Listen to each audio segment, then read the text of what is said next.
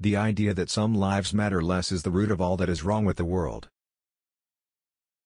It is very expensive to give bad medical care to poor people in a rich country. Subscribe our channel for more quotes.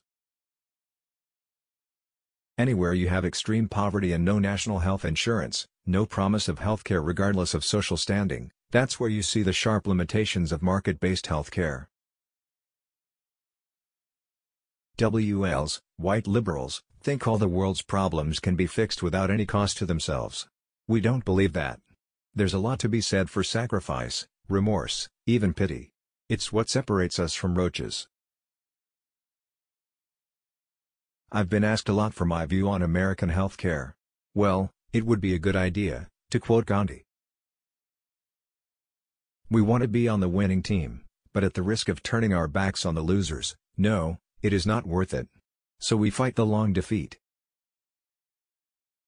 Statistics or graphs are not optimal to understand the experience of suffering.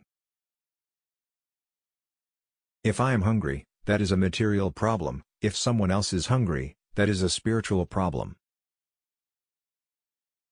With rare exceptions, all of your most important achievements on this planet will come from working with others, or, in a word, partnership.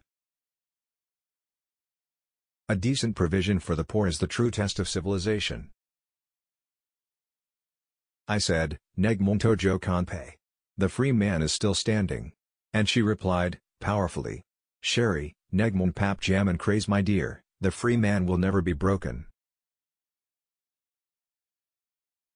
The basis of our preferential option for the poor to say, "I accompany them not because they are all good, or because I am all good, but because God is good."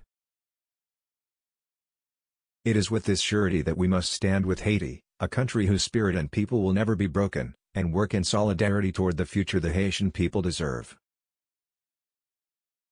Managing inequality almost never includes higher standards of care for those whose agency has been constrained, whether by poverty or by prison bars.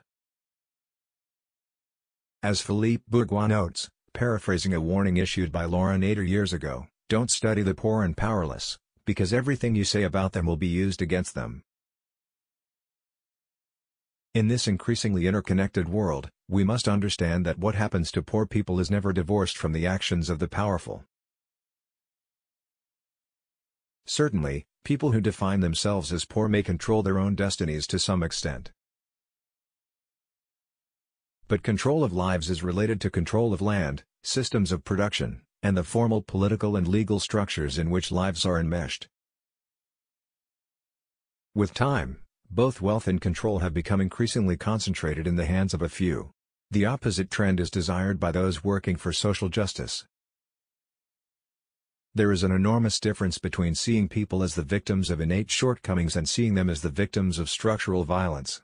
Indeed, it is likely that the struggle for rights is undermined whenever the history of unequal chances, and of oppression, is erased or distorted.